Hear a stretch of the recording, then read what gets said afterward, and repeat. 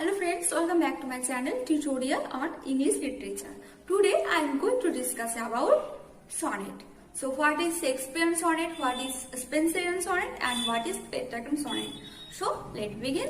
So sonnet হচ্ছে একটা 14 লাইনের লেখা ছোট্ট কবিতা অথবা সং এবং এটি ইটালিয়ান ওয়ার্ড সনেটো থেকে এসেছে।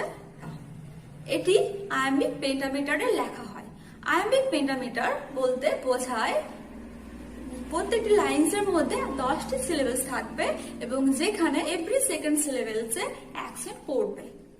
আর আয়াম্বিক পেন্টামিটার আমি আরো ডিটেইলসে ক্লাস নেব যেখানে আমি তোমাদের বোঝাবো what is iambic pentameter. Next এর মধ্যে অর্থাৎ সনেটের মধ্যে একটা স্পেসিফিক রাইম স্কিম থাকবে, এর নির্দিষ্ট একটা স্পেসিফিক রাইম স্কিম থাকবে।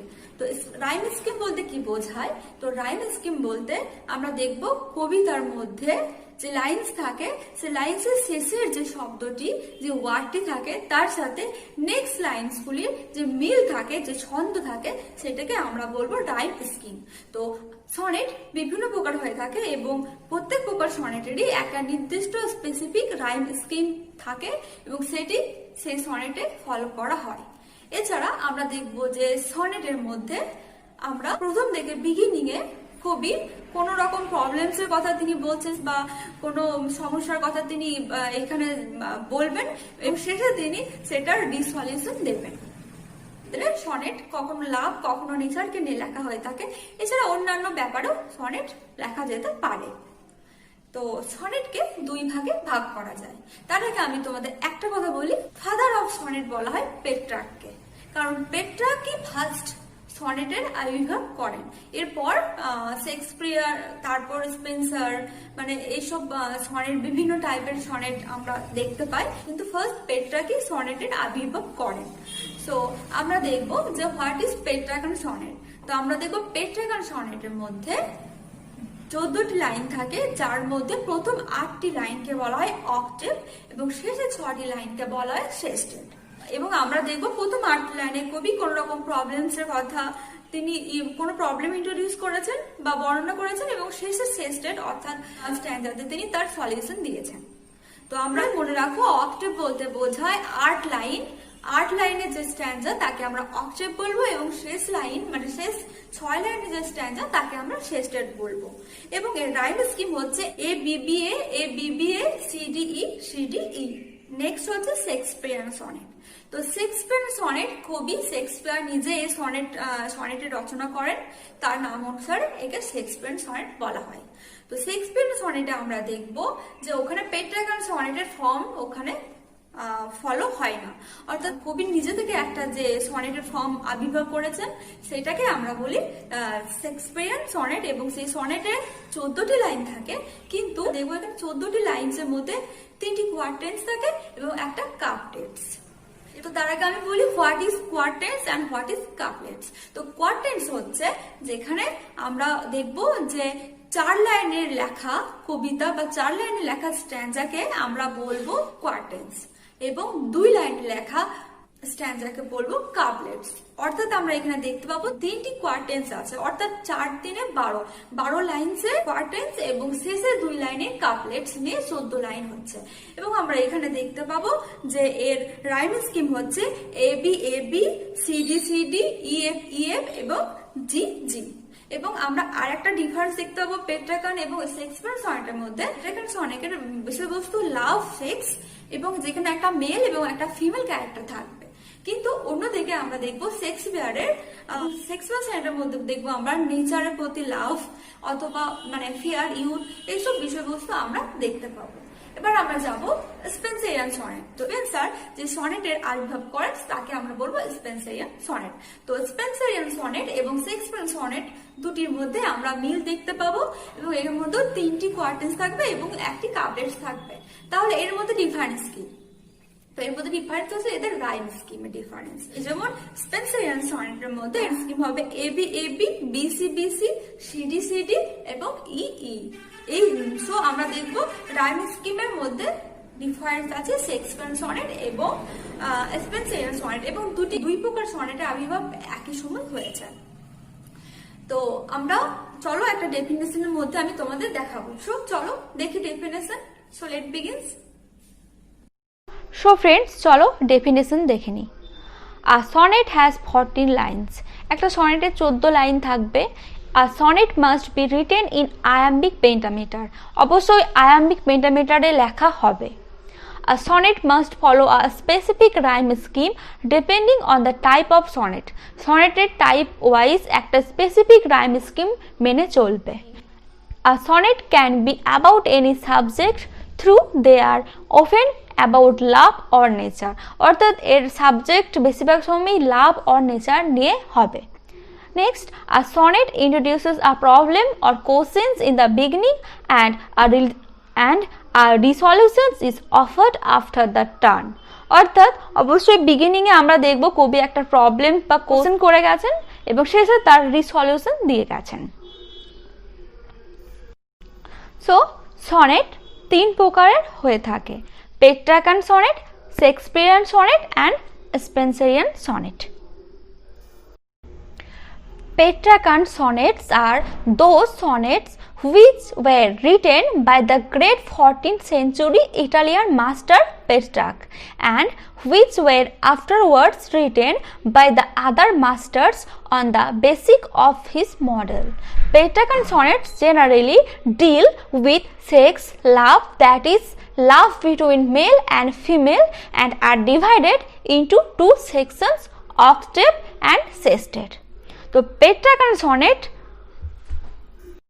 যেটি 14th সেঞ্চুরিতে লেখা হয়েছে এবং দ্য পোয়েট পেট্রার্কের নাম অনুসারে এই সনেটের নাম হয়েছে পেট্রার্কান সনেট এবং এর বিষয়বস্তু হচ্ছে সেক্স, লাভ এবং লাভ বিটুইন মেল এবং ফিমেল, অর্থাৎ মেল এবং ফিমেলের মধ্যে লাভ এখানে দেখানো হয়েছে।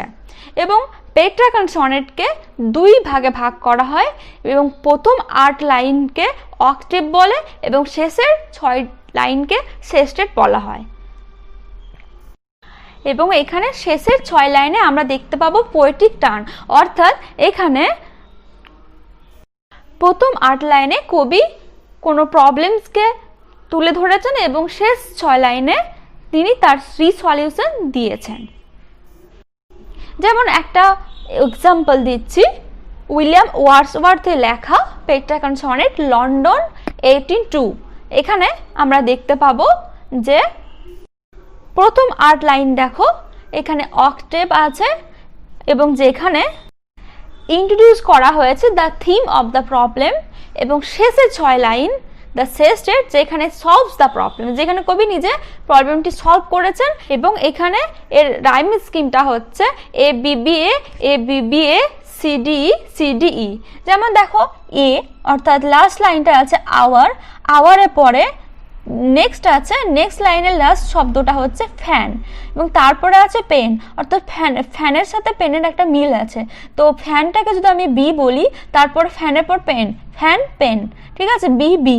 আবার তো আওয়ার আছে, আর পর বাওয়ারে একটা মিল আছে, তো আওয়ারের পরে বাওয়ার অর্থাৎ ওখানে এ, আবার এখানে এ, তারপর আবার বাওয়ারের পর ডাওয়ার অর্থাৎ আওয়ার বাওয়ার ডাওয়ার, এই যে মিল আছে সেগুলিকে আমরা এ দিয়ে ধরছি এবং সেকেন্ড লাইনে যে ফ্যান তারপরে ম্যান তারপর এগেন, তো এগুলো একটা মিল আছে সেগুলো আমরা বি দিয়ে কাউন্ট করছি এবং এভাবে যে মিল দেখা যাচ্ছে এইটাকে আমরা রাইম স্কিম বলি। তো এখানে A B B A, A B B A, C D E, C D rhyme scheme follow করা হয়েছে।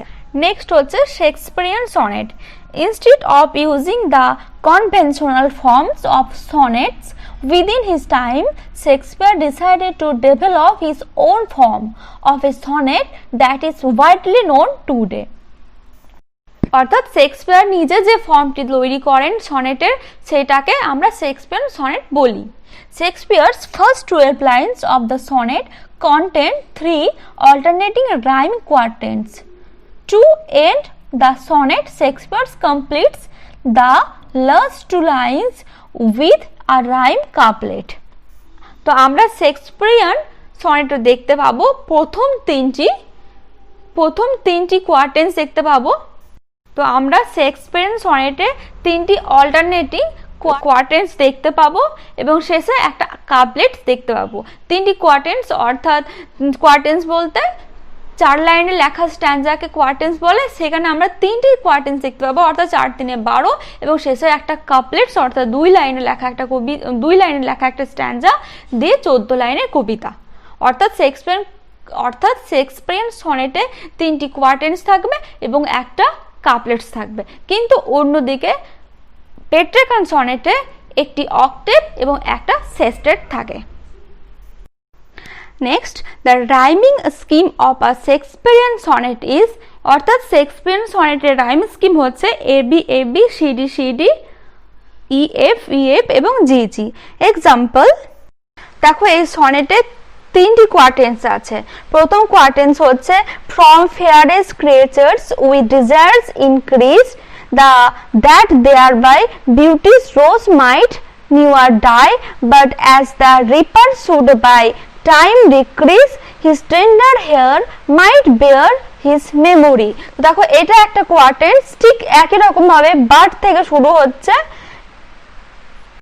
ঠিক একই রকম ভাবে বাট দাও কন্ট্রাস্ট টু থেকে শুরু হচ্ছে এবং শেষ হচ্ছে সুইট সেলফি টু ক্রুয়েল। তো এটা হচ্ছে দ্বিতীয় সেকেন্ড কোয়ার্টেন্ট, এবং থার্ড কোয়ার্টেন্ট হচ্ছে দাও দ্যাট আর্ট নাও থেকে শুরু হচ্ছে এবং শেষ হচ্ছে ওয়েস্ট ইন রিগার্ডিং এ শেষ হচ্ছে। তো এটা হচ্ছে থার্ড কোয়ার্টেন্ট। এবং লাস্ট কাপলেটস হচ্ছে pity the world or else this glutton be to eat the world's due by the wood and thee. তো এটা হচ্ছে কাপলেটস, 2 লাইনের লেখা কাপলেটস। সো শেক্সপিয়ারিয়ান সনেটে আমরা একটা কনক্লুডিং কাপলেটস দেখতে পাচ্ছি। Next, Spenserian sonnet. So, what is Spenserian sonnet? The Spenserian sonnet is a sonnet form named for the poet Edmund Spenser। অর্থাৎ এডমন্ড স্পেন্সারের নাম অনুসারে স্পেন্সারিয়ান সনেট নামটি হয়। A Spenserian sonnet comprises 3 interlocked quatrains and a final couplet with the rhyme scheme AB AB BC BC CD CD and EE। অর্থাৎ Spenserian সনেটের মধ্যে আমরা দেখতে পাবো এখানে 3টি ইন্টারলক কোয়ার্টেন্স আছে এবং একটা ফাইনাল কাপলেটস, এবং এর রাইম স্কিম হচ্ছে AB AB BC BC CD CD and EE। The most noted difference is the one between the rhyming patterns of the two. Shakespearean sonnet follows the AB AB CD CD EF EF GG scheme. In Spenserian, the quatrains are interlocked with the rhyming scheme of AB AB BC BC CD CD and EE। Shakespearean sonnet এবং Spenserian sonnet, এই 2 প্রকার sonnet অনেকটা একই রকম, তাই এদের মূল difference হচ্ছে এদের rhyming scheme. The ভোল্টা or the turn is an important component of any sonnet. অর্থাৎ যে কোনো সনেটের মধ্যে এর ভোল্টা অর্থাৎ এর টার্নিং পয়েন্টটা সবথেকে বেশি গুরুত্বপূর্ণ। আমি এখানে একটা শেক্সপিয়ারিয়ান সনেটের এক্সাম্পল দিচ্ছি, সনেট নাম্বার LXXV। এখানে আমরা দেখতে পাবো 3টি ইন্টারলক কোয়ার্টেন্স আছে এবং একটি কনক্লুডিং কাপলেট, যার রাইমিং স্কিম হচ্ছে AAB BC BC CD CD এবং EE। সো ফ্রেন্ডস, যদি ভিডিওটি ভালো লাগে তাহলে প্লিজ সাবস্ক্রাইব করো ও লাইক করো। Thank you for watching.